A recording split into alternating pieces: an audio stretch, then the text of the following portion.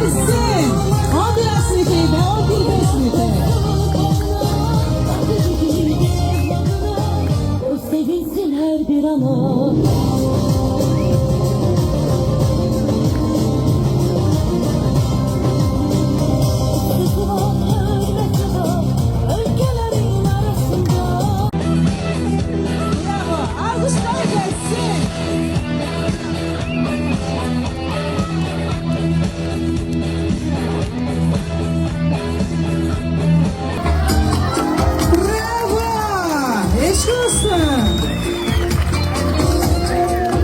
Tebrik ederim.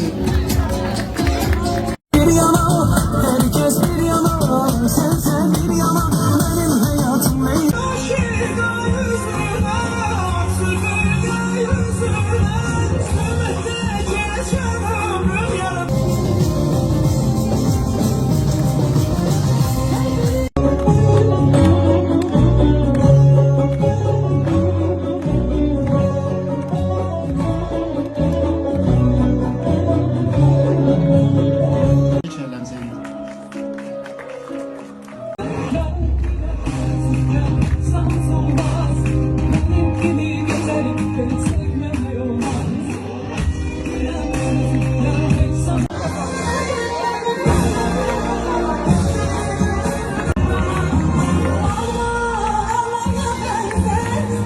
Azərbaycan müəllimi təkcə məktəbdə deyil, cəbhədə də öz sözünü deməkdədir.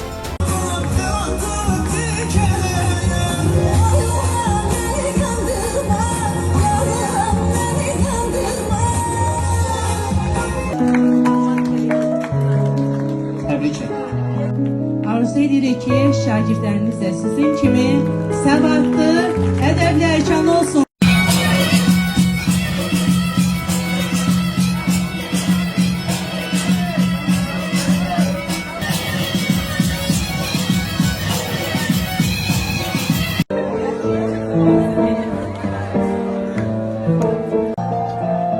Allah korusun değerli valideynler. Hoş günlerin görmeyi nasibiniz olsun.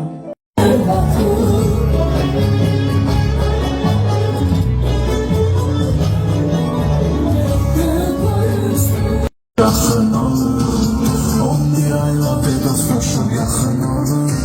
Məhəbbətlər tənəmdən olur. Deməkdən sənə qəribəsən. Deməkdən sənə qəribəsən. Düz. İqtidarda necə gözəl idiniz, səmimi idiniz, elə indi də beləsiniz. Mən fəxr edirəm.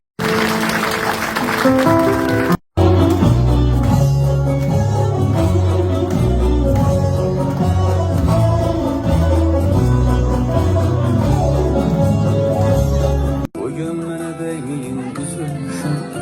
11'inde 10.50'nin öneydin. İlk derse giden günü ağlamışım. Anam gedib gözüm ardınca baxır. Gülürəm indi mən öz saflığıma. Elə bilmişəm məni tək bırakır. O sağ zəng çaldı, bizi bizdən ayırır.